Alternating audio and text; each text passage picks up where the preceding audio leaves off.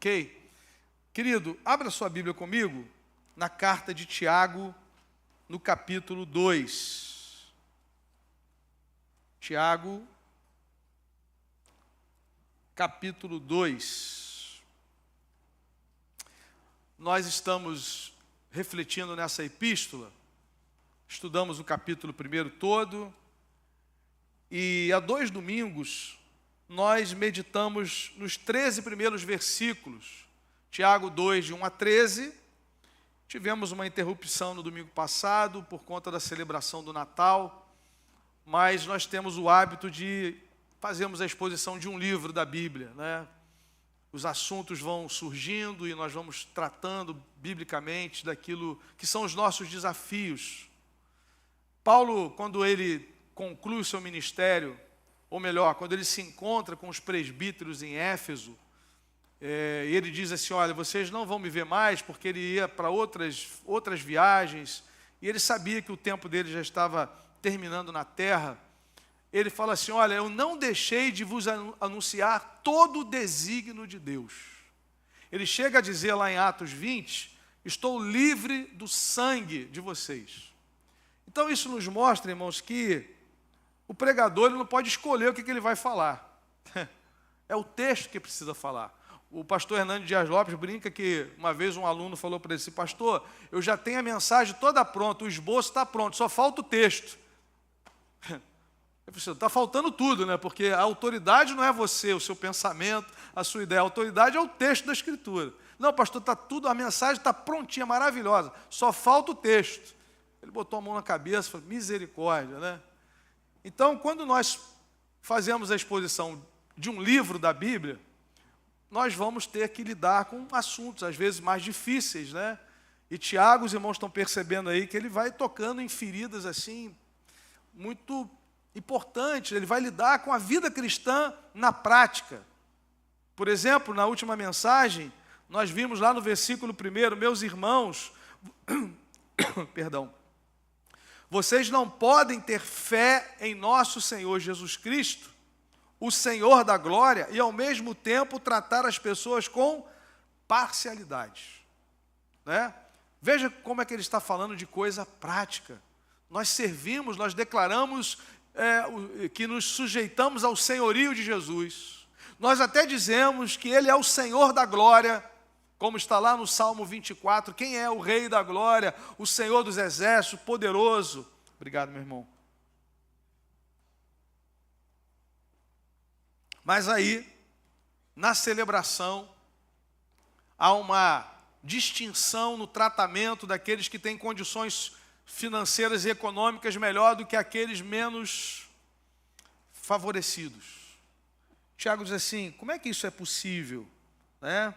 Vocês não podem ter fé em nosso Senhor Jesus Cristo, o Senhor da glória. Então, irmãos, estudar Tiago é pensar na vida cristã na prática.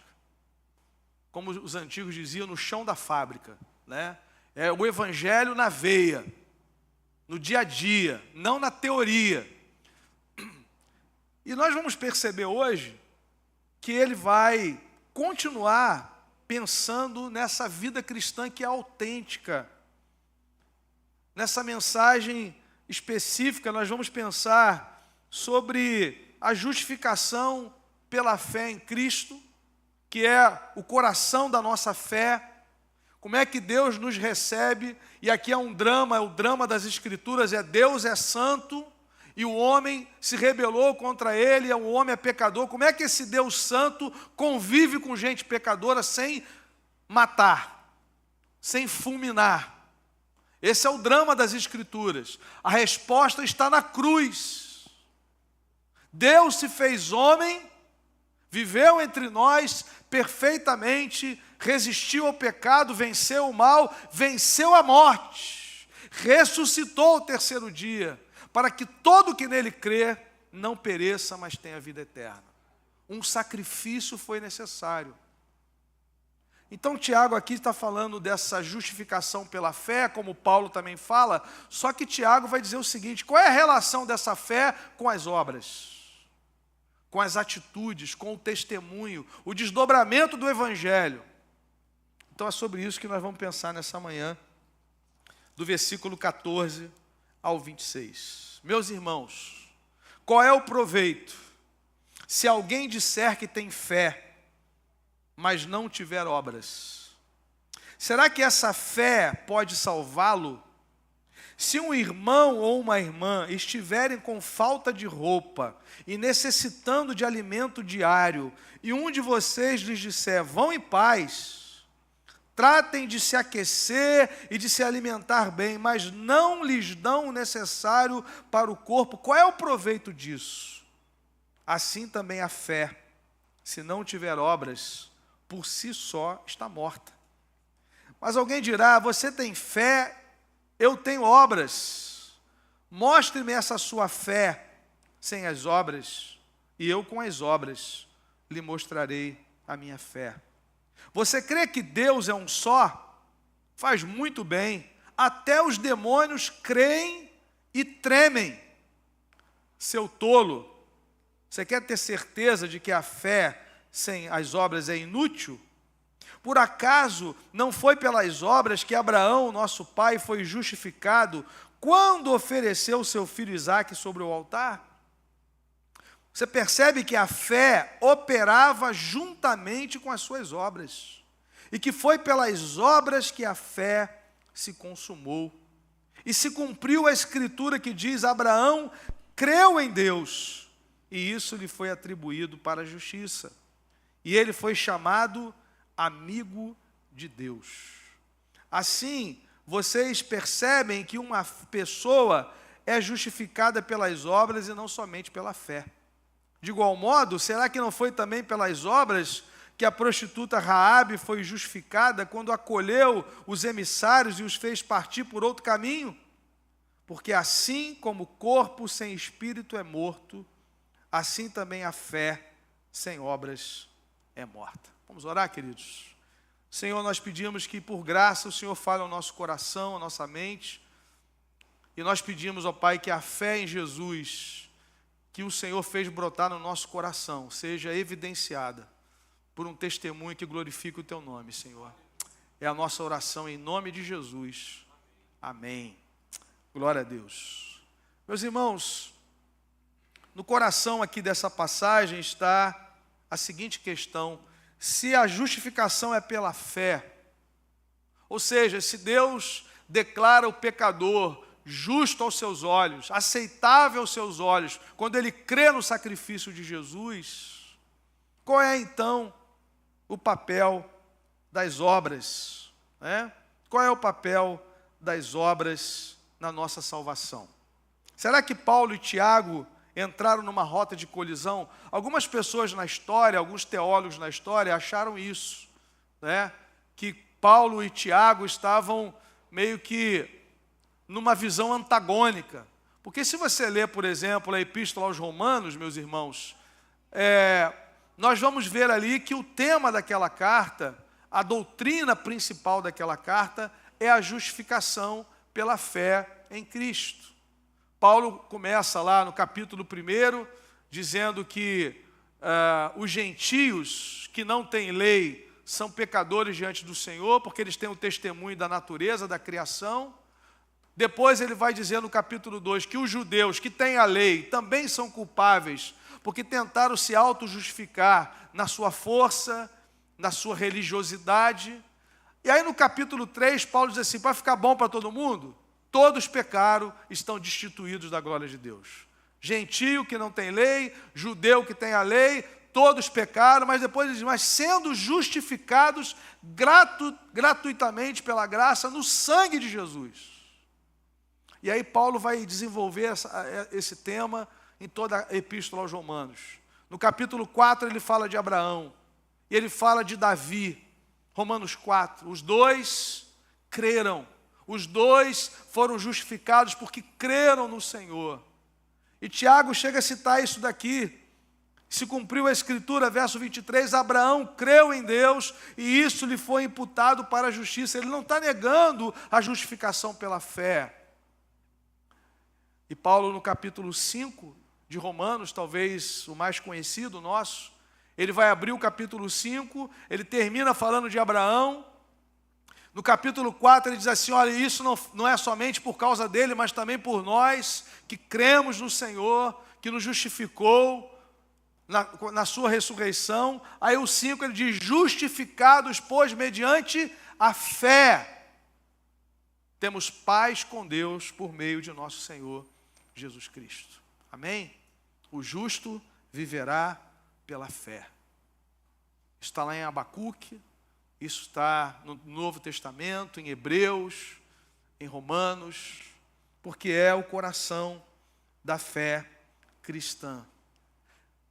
E aí a grande questão é que algumas pessoas acharam que Tiago parece que atravessou aqui, né? Tiago parece que deu uma invertida na situação. E aí nós vamos pensar exatamente sobre isso. A grande ideia que nós vamos pensar nessa manhã é que as boas obras resultam da fé verdadeira. E a fé verdadeira é demonstrada em boas obras. Elas não concorrem, elas se complementam.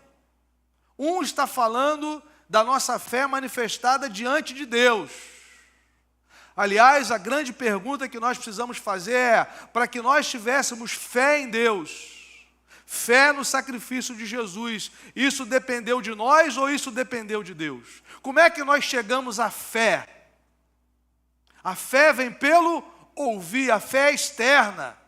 A fé é um dom de Deus, para que ninguém se glorie. Então nós chegamos à fé por uma obra graciosa de Deus, é um dom de Deus, é um presente de Deus. Todo o nosso relacionamento com Deus é baseado na fé. Aleluia. É pela fé que nós fomos justificados, é pela fé que nós somos santificados, é pela fé que nós enfrentamos as adversidades. A graça de Deus nos sustenta e nos fortalece para enfrentarmos as adversidades. Paulo está falando da nossa fé diante de Deus. Nós somos justificados no Senhor quando cremos nele, mas ele age primeiro, obviamente. Tiago está falando do testemunho da fé diante dos homens. Eles não estão em rota de colisão. Eles estão colocando dois lados da mesma moeda. Você é um cristão reconhecido por Deus, porque o Espírito testifica com o nosso Espírito que nós somos filhos de Deus, a nossa identidade é reconhecida e definida por aquilo que Cristo fez em nosso lugar, diante de Deus. Mas como é que as pessoas vão saber que você é um cristão? É isso que Tiago está perguntando aqui. Essa é a questão dele. Como é que nós demonstramos isso? Onde nós moramos, onde nós trabalhamos, onde nós nos divertimos. Como é que essa fé ela é autenticada? Esse compromisso que nós declaramos que temos, ao nos sujeitarmos ao senhorio de Jesus, ao sermos batizados, testificando a nossa fé. Por que tem batismo na grande comissão? Porque não é somente crer, é participar, é fazer parte da comunidade da fé, para servir a Deus no mundo. E é isso que Tiago vai nos mostrar. De uma forma simples e direta, meus irmãos, nós vamos perceber Tiago tratando da fé e das obras, nos dando elementos que identificam a falsa fé e a genuína fé. Nós vamos pensar então nessas duas realidades, a identificação de uma fé que é falsa, que é teórica, e nós vamos pensar também na identificação da verdadeira fé, da fé genuína, que é manifestada diante de Deus e diante dos homens. Dos versículos 14 ao 17, nós vamos identificar a falsa fé. Tiago vai dizer que, primeiramente, ela é só sentimento, é somente sentimentalismo. Verso 14, meus irmãos, qual é o proveito se alguém disser que tem fé, mas não tiver obras? Será que essa fé pode salvá-lo? E aí ele vai dar um exemplo prático de um irmão que tem necessidade. Ele tem necessidade de alimento, ele tem falta de roupa, ele faz parte da comunidade da fé, e alguém diz para ele assim: meu irmão, vai na paz, segue a tua vida, vão em paz, tratem de se aquecer e de se alimentar bem, mas não lhes dão o necessário para o corpo. A pergunta é: qual é o proveito disso?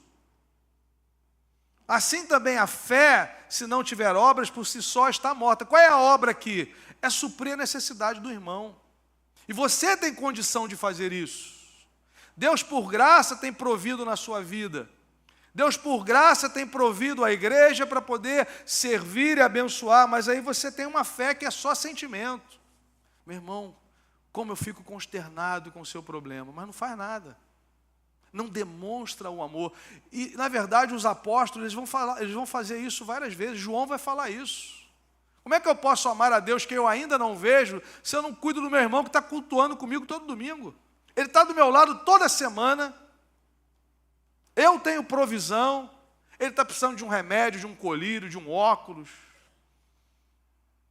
Eu me lembro do presbítero Isaías me dizendo, saudoso presbítero Isaías, uma vez ele queria comprar um óculos para o irmão e fez o movimento e não chegaram.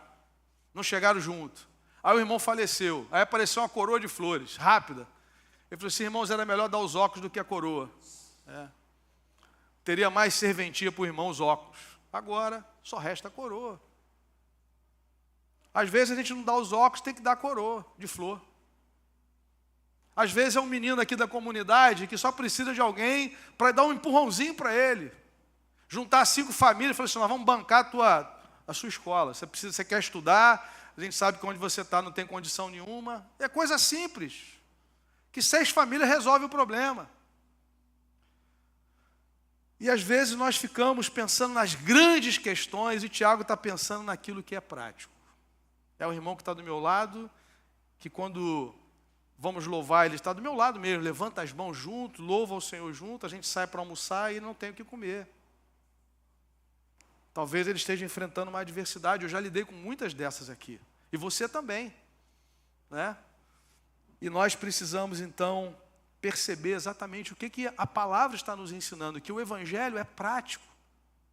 O Evangelho é aquilo que Deus fez para nos reconciliar com o Pai. A nossa identidade já foi definida. Nós somos filhos de Deus, só que também nós somos servos, testemunhas. Nós representamos o reino de Deus. Por que é importante nós fazermos a visita que nós fazemos? Alguns dizem assim, vocês ainda fazem... Às vezes eu sou, tipo assim, irmãos, colocado num ministério muito arcaico. Você ainda faz visita para idoso? Vocês ainda levam ceia? Irmãos, isso é um testemunho para o irmão, é um cuidado para aquele irmão e para a família que não é crente está olhando. Que a igreja não é utilitarista. Ele quando ele esteve aqui trabalhando, que maravilha de irmão. Agora ele está lá doente, entrevado. E ninguém vai lá visitar. E aí o parente dele que não é crente está vendo isso. Cadê a igreja? É disso que Tiago está dizendo. Que não é só pregação, que não é só ensino teórico, mas é evangelho na prática. Aí são os desdobramentos do evangelho. Timothy Keller chamava de os resultados do evangelho no nosso coração. Então, Tiago não está contradizendo Paulo. Eles estão se complementando. Amém, meus irmãos? Deus tem coisas maravilhosas para realizar nesse mundo através do seu povo, dos seus discípulos. Dos discípulos. Quem faz missão é discípulo. Não é a multidão. A multidão consome. A multidão reclama. A multidão vai a se deixar. A mesma que disse, bendito que vem o nome do Senhor, é aquela que diz, crucifica 7 dias depois. Quem faz missão é discípulo. É gente que está na história para ser bênção. É gente que está no mundo para fazer a diferença, para deixar a luz brilhar, em nome de Jesus. É com essa gente que Deus conta. O Senhor conhece os que lhe pertencem. É essa gente que faz a diferença na história. Quem trouxe a igreja até o século 21 foi o Espírito Santo, usando homens e mulheres comprometidos com o Evangelho de Jesus. Com chuva ou com sol. Com momento favorável ou com adversidade. É assim que a igreja tem avançado para a glória do Senhor. Amém, meus irmãos? Então vejam, o escritor não afirmou que a fé não é real até que ela seja atuante. Ele está ensinando que a falta de ações revela que a fé não é real. O testemunho da fé só é dado na demonstração prática, na forma de agir como resultado do Evangelho no coração e na mente. Tiago, então, está nos dizendo que a fé genuína não é mero sentimentalismo, desejando o bem de uma pessoa enquanto não faz nada para ajudá-lo, se você tem essa possibilidade. Ele diz no versículo 17, assim também a fé, se não tiver obras, por si só está morta. Mas ele avança, não é somente a fé, a falsa fé que ele identifica aqui, não é somente essa questão do sentimentalismo sem ação, da emoção sem ação, mas ele também diz que essa fé falsa, tem a ver com conhecimento doutrinário teórico. Você tem a informação. Ele diz do verso 18 ao 20, ele vai entrar agora numa parte teológica, doutrinária. Alguém dirá, você tem fé e eu tenho obras. Mostre-me essa sua fé sem as obras, e eu com as obras lhe mostrarei a minha fé. Você crê que Deus é um só? Faz muito bem. Veja, o que não é somente declarar que você crê, ter um assentimento intelectual somente. Porque ele diz até os demônios creem, e eles tremem, eles vão além, né? Naquilo que eles sabem a respeito de Deus, do caráter de Deus, do poder de Deus, eles tremem. Só que não são transformados. Não há salvação para anjos, não nascem de novo. Então ele está dizendo o seguinte, olha, não tem como você fazer uma escolha entre um e outro, elas se complementam. Não é somente uma questão de conhecimento bíblico, teológico ou doutrinário, sem transformação genuína na vida. Veja que ele não está dizendo que é errado você crer que Deus é um só. Não é isso que ele está dizendo. Ele diz, se você crê que Deus é um só, faz muito bem. Porque é isso que nós aprendemos. Aprendemos em Deuteronômio que Deus é um só. Deuteronômio capítulo 6, ouve Israel, o Senhor, teu Deus é um único Deus. Jesus diz isso em Mateus 22. O Senhor é um único Deus, por isso Ele merece ser adorado. Amarás o Senhor teu Deus de todo o teu coração, de toda a tua alma. Então qual é o ponto de Tiago aqui? A fé verdadeira não é somente dizer as coisas certas. Sabe quando você diz todas as coisas certas? Naquela perspectiva cartesiana, está tudo respondidinho, direitinho. Há lugar para o catecismo, há lugar para nós estudarmos as doutrinas. Obviamente, nós precisamos das Escrituras todos os dias, na nossa mente, no nosso coração, mas elas não nos foram dadas só para informação. É isso que Tiago está dizendo. As Escrituras nos foram dadas para a nossa transformação, para a nossa vivência, para a nossa prática. Os demônios também conhecem a verdade, e aquilo que eles sabem ser verdade acerca de Deus os impacta, e eles tremem. Só que a fé genuína, meus irmãos, produz transformação na vida daquele que crê. Aquele que foi justificado pela fé em Cristo.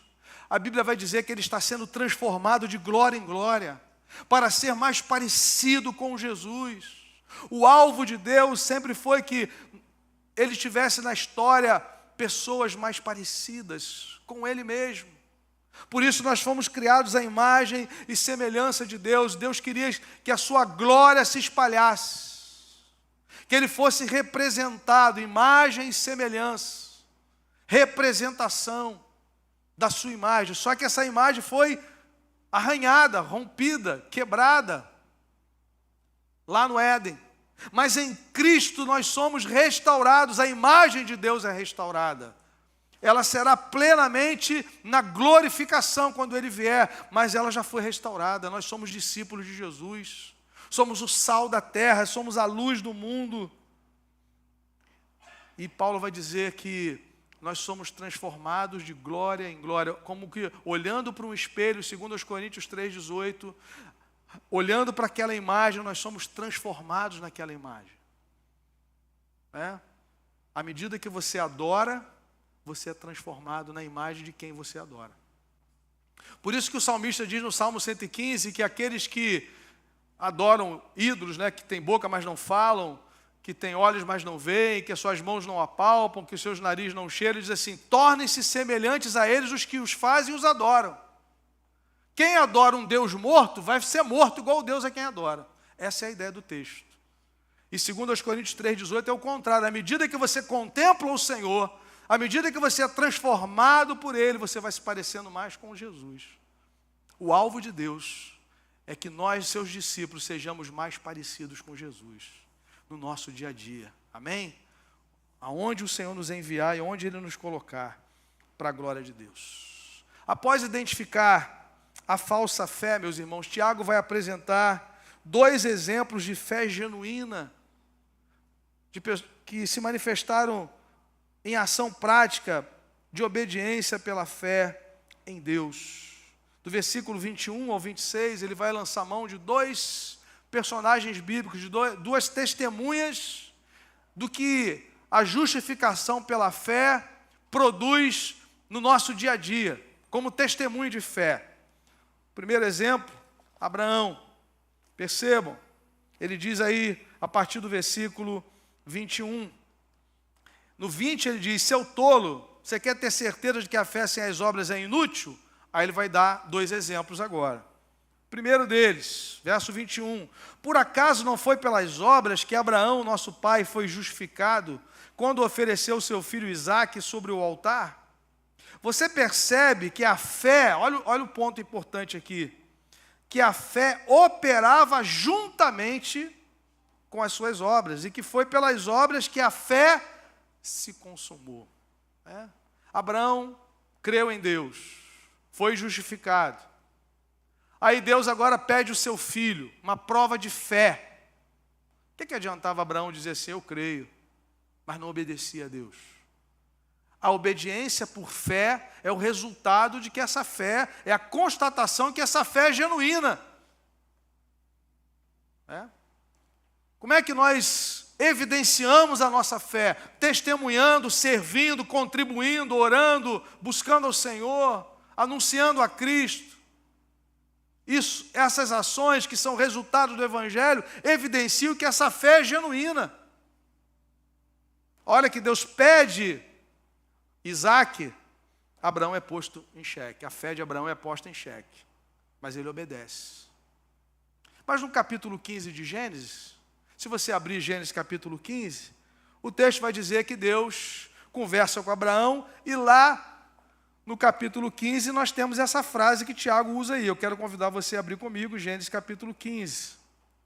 Os primeiros versículos. Depois desses acontecimentos, verso 1, aí nós temos aqui aquela guerra que Abraão tem que agir, Deus, para resgatar Ló, o seu sobrinho. Depois desses acontecimentos, a palavra do Senhor veio a Abraão numa visão dizendo, não tenha medo, Abrão, eu sou o seu escudo e lhe darei uma grande recompensa. Abraão respondeu, Senhor Deus, que me darás se continuo sem filhos e o herdeiro da minha casa é o Damasceno Eliezer?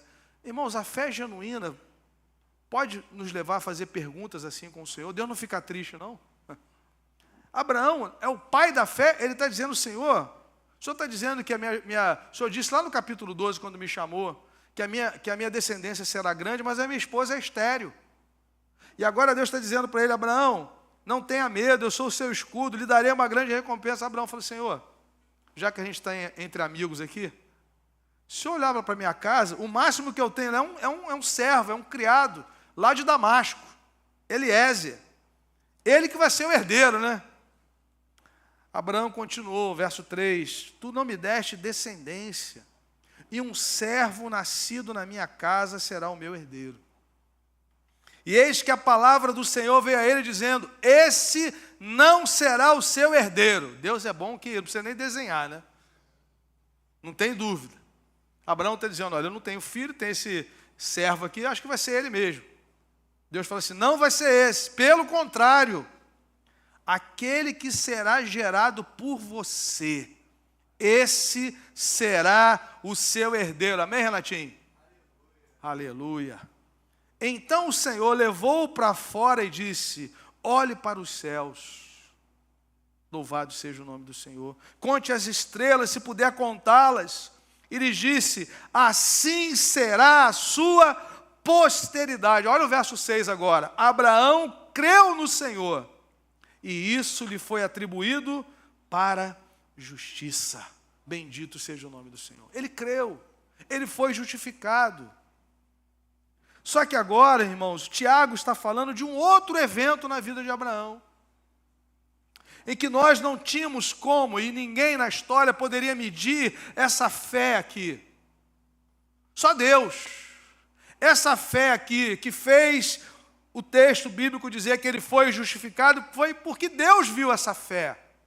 No momento que ele descansou somente no Senhor, falou, bom, se é Deus que está nisso, ele disse que a minha descendência vai ser grande. Eu não tenho filho, a minha esposa é estéril, mas se ele falou, eu confio nele.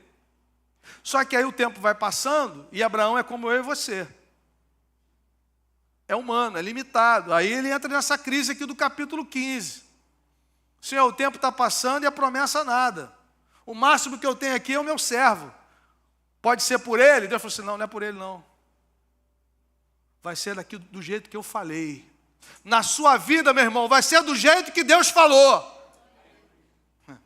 Não precisa dar jeitinho, não precisa arrumar atalhos, porque o Senhor é Deus na sua vida. Ele é Senhor, Ele é soberano, Ele reina. Não vai ser pela mega da virada, nem gasta o seu tempo. Até porque para você chegar com 200 milhões para Solange vai ser difícil. Justificar esse problema aí. Então nem entra nesse caminho que aquele que quer ficar rico, cai em cilada. Corre daí, meu irmão, em nome de Jesus. Ele vai abençoar o fruto do seu trabalho, para a glória de Deus. Se o capeta queria fazer graça, vai sair daqui em nome de Jesus. Amém? Louvado seja Deus. Aleluia. Então, meus irmãos, são dois episódios distintos. No 15 ele é justificado. Agora Deus está colocando ele à prova. E Tiago está citando Gênesis 22, não Gênesis 15. Embora ele diga que Abraão creu em Deus e foi justificado, ele está falando do momento que ele apresenta o seu filho. No versículo 22, você percebe que a fé operava juntamente com as obras? Quando ofereceu o seu filho. Interessante que antes do episódio de Gênesis 22, quando Abraão obedece a Deus por fé, entrega o seu filho para o sacrifício. O que não aconteceu literalmente, as Escrituras já nos informam que ele creu em Deus e isso lhe foi atribuído para a justiça. Tiago trata aqui dessa questão, mas ele avança para o aspecto prático da fé, da obediência, da fé de Abraão.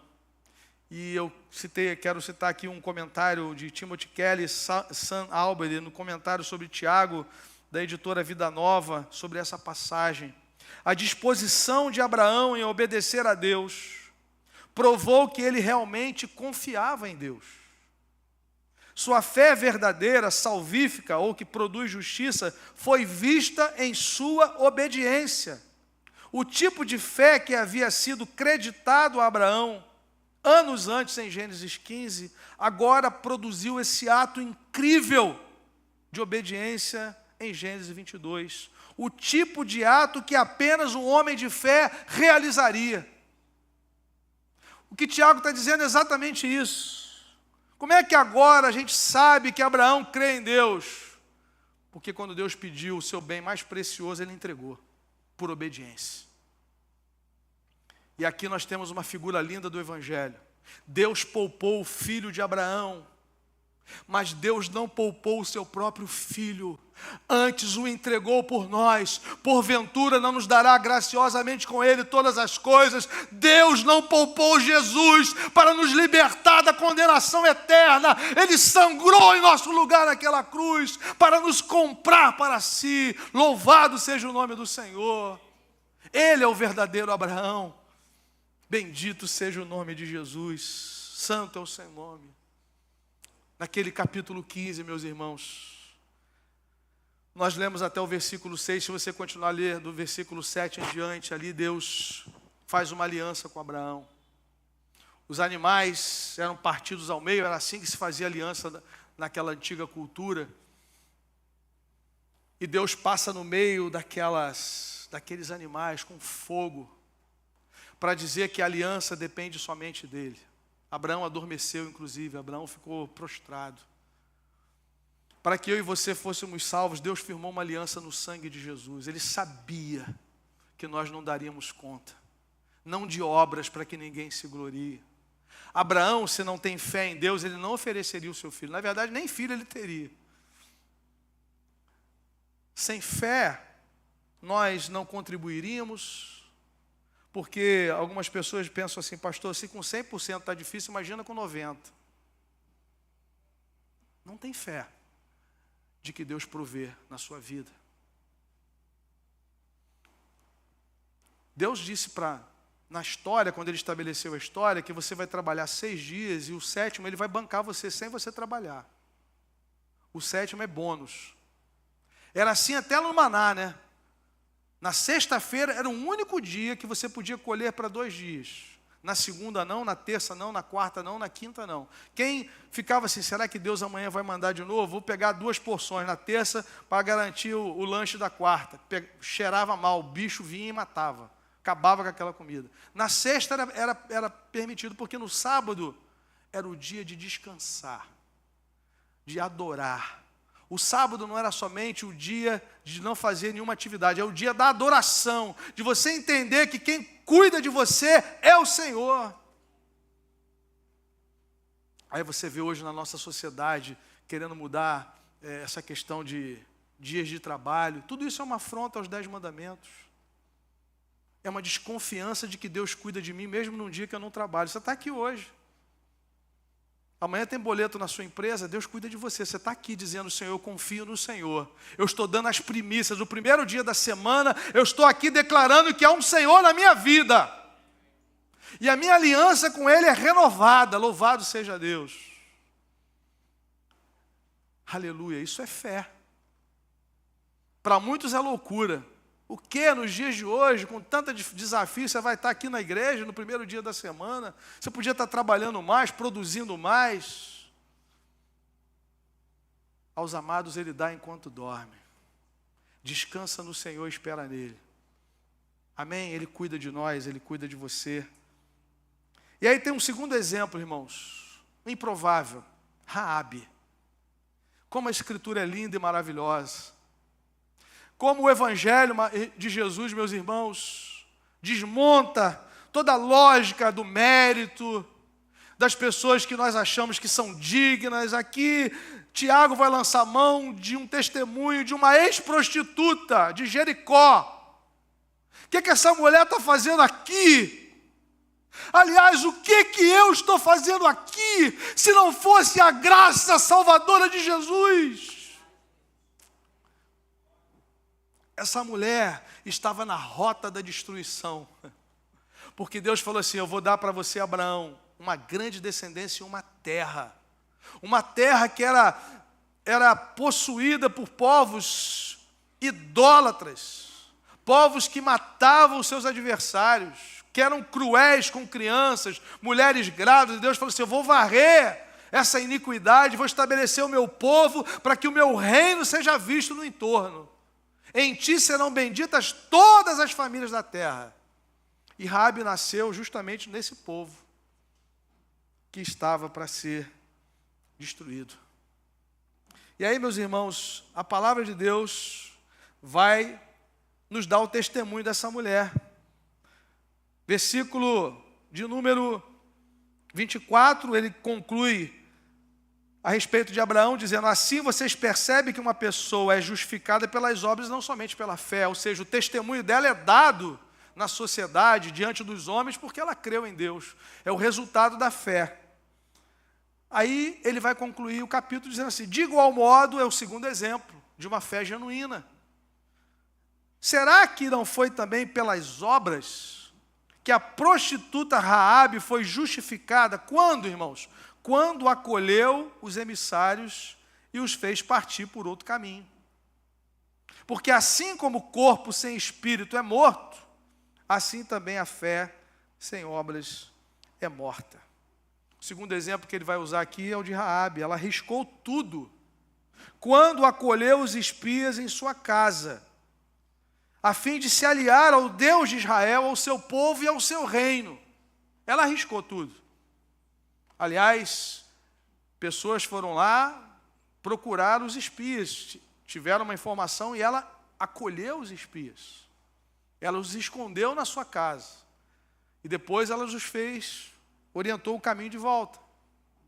A questão é por que ela fez isso? Por que ela pôs a sua vida e a sua família em risco? A resposta está em Josué capítulo 2, versículos de 9 a 11. Talvez você já tenha lido sobre a história dessa mulher. Mas há um detalhe importante aqui, meus irmãos. Como é que a fé se manifesta na nossa vida? A fé vem pelo ouvir a palavra de Deus. Deus, na sua grandeza, na sua misericórdia, na sua soberania, fez com que a sua palavra chegasse aos ouvidos, ao coração e à mente dessa mulher, mesmo sendo uma prostituta. Porque é assim que a graça salvadora se manifesta. E aí o texto vai dizer, versículo 8, antes que os espias se deitassem, Raabe foi aonde eles estavam, no terraço, e lhes disse, Josué 2,9, bem sei, olha só, irmãos, o que essa mulher está dizendo? Ela é uma prostituta lá em Jericó.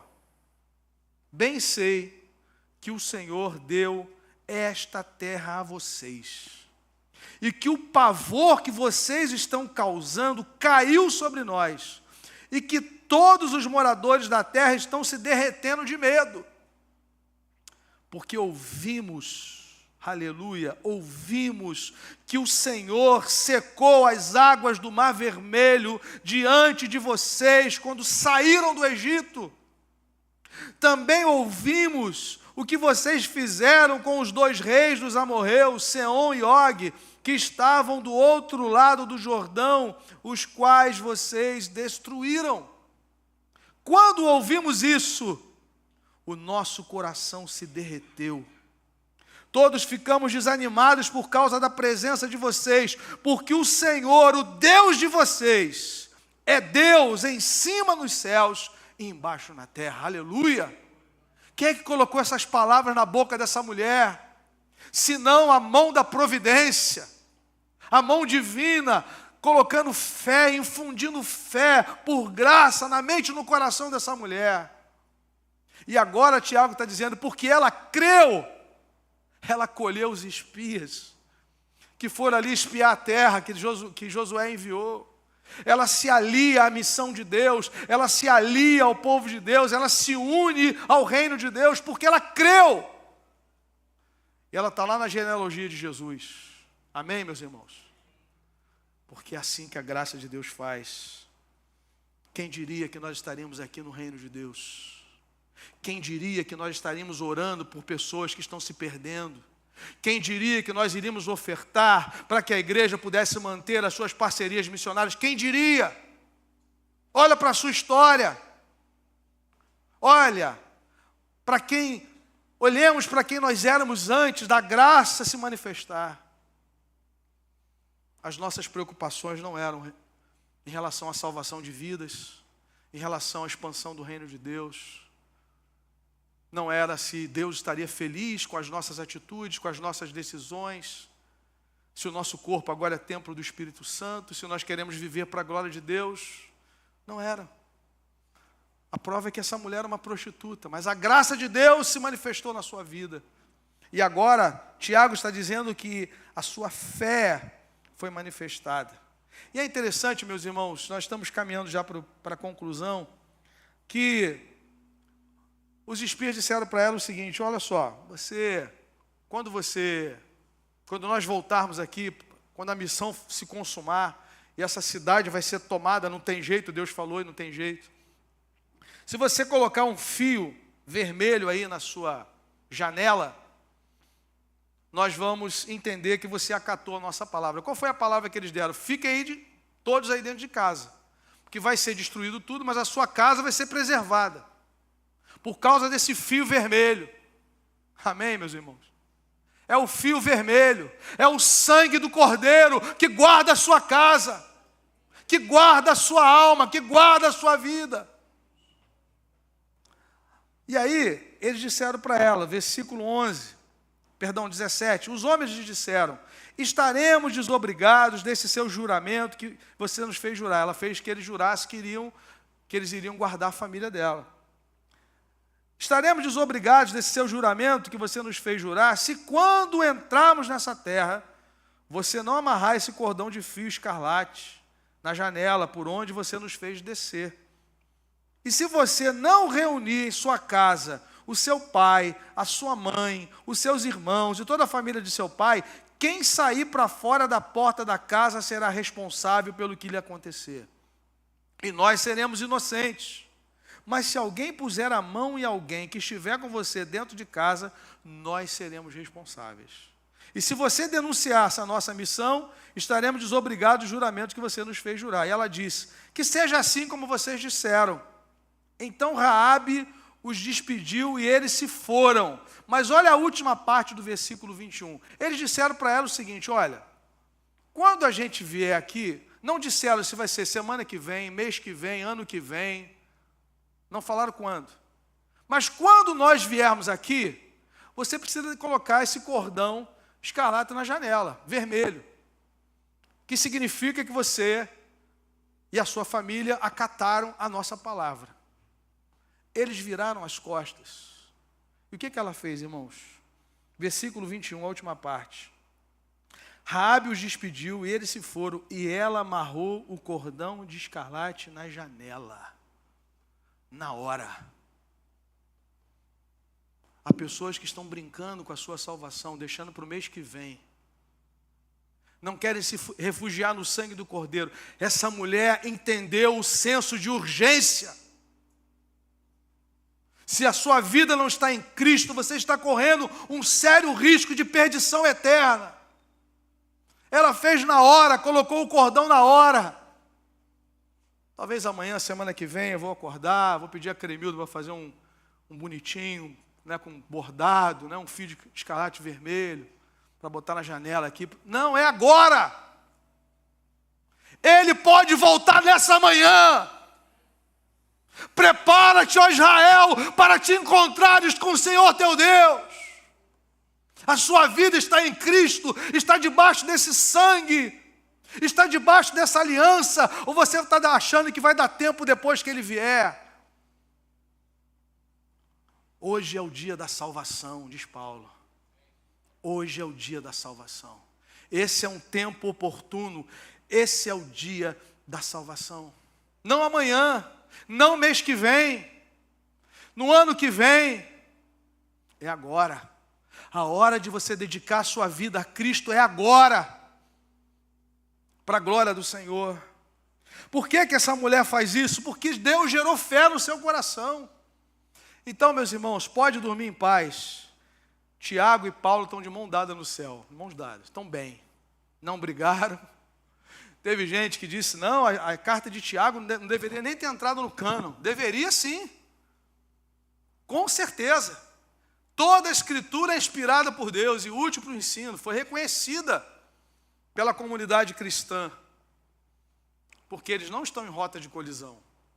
Eles estão dizendo que a fé que é manifestada diante de Deus tem os seus resultados na obediência, no testemunho diante dos homens. Jesus não falou isso? Assim brilhe também a vossa luz diante dos homens, para que eles possam ver as vossas boas obras e glorifiquem o Pai que está nos céus. O final de tudo é para a glória de Deus. O que Abraão fez foi para a glória de Deus. O que Raabe fez foi para a glória de Deus, como resultado da sua fé. É o resultado da fé. O resultado da fé faz você se comprometer com o ministério que Deus te deu. O resultado da fé faz você se comprometer em criar os seus filhos para o reino de Deus. O resultado da fé faz você ser um dizimista e um ofertante na casa do Senhor. Não 2 meses, 3 meses no ano, porque os funcionários da igreja recebem todo mês. Os missionários que a igreja tem parceria recebem todo mês. E o membro da igreja quer ofertar quando ele acha melhor. Tiago está dizendo, nós precisamos ter uma fé coerente, que é demonstrada na prática, na obediência, para a glória de Jesus. Amém, meus irmãos? As Escrituras se contradisseram na questão da justificação pela fé para a salvação? Não. Pois Paulo e Tiago usaram a palavra fé de maneira diferente. Para Paulo, a fé equivale à confiança em Cristo. A fé somente em Cristo na sua obra de redenção. E nós cremos nisso. Um dos pilares da reforma é fé somente em Cristo Jesus. Somente Cristo. Somente a graça, somente a fé. Somente a Escritura e somente a glória de Deus. É o coração da nossa fé. E Paulo, quando usa a justificação pela fé, ele está falando nessa confiança que é somente em Cristo. Não é em Cristo e mais alguma coisa, mais algum adendo, algum adereço para a cruz. Não, o que ele fez é suficiente. Ele cancelou o escrito de dívida totalmente. Louvado seja Deus por isso. Mas para Tiago, a fé equivale a afirmar a confiança em Cristo. Alguém dirá, ele diz no verso 18, alguém dirá, se diz, Tiago está dizendo, deve demonstrar. Não é somente dizer que tem fé, é evidenciá-la para a glória do Senhor. Tal fé não é suficiente em si mesma. A fé salvífica envolve tanto professá-la quanto vivê-la. Paulo chama isso de obediência da fé, ou obediência por fé, Romanos 1, 5 e 6. Amém, irmãos? Que o Senhor nos ajude a vivermos essa fé genuína, que é demonstrada na prática da obediência, como resultado do Evangelho na nossa vida, em nome de Jesus. Duas aplicações. A primeira delas, Deus poupou o filho de Abraão, mas não poupou o seu próprio filho para a nossa salvação eterna. Você reconhece que é um pecador perdido e que somente pela graça de Deus, mediante a fé em Cristo, é que você pode ser salvo. O exemplo da incapacidade de Abraão gerar filhos nos mostra exatamente isso. Não tinha como ele fazer acontecer aquilo que só Deus poderia fazer na sua vida.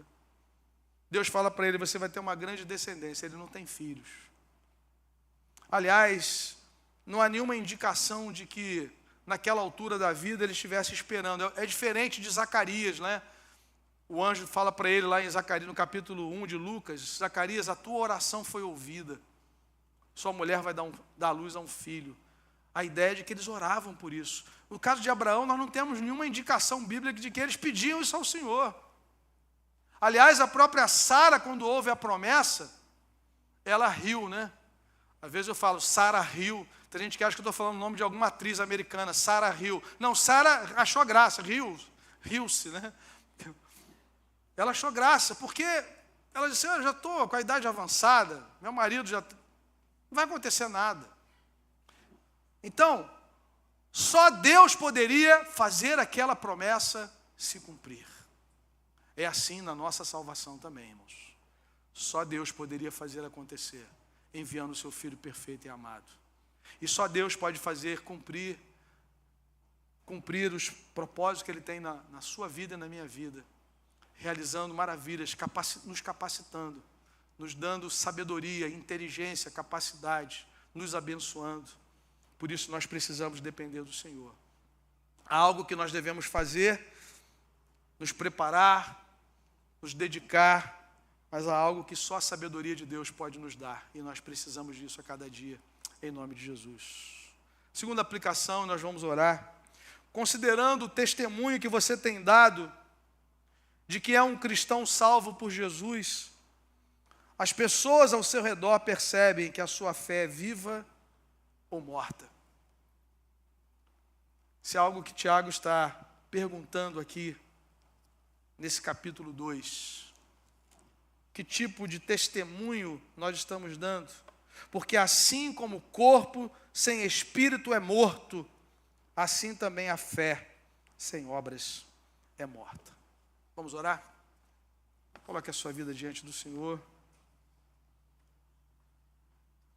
Se você já tem essa fé genuína em Jesus, se é nele que você descansa para a sua redenção, louvado seja Deus por isso.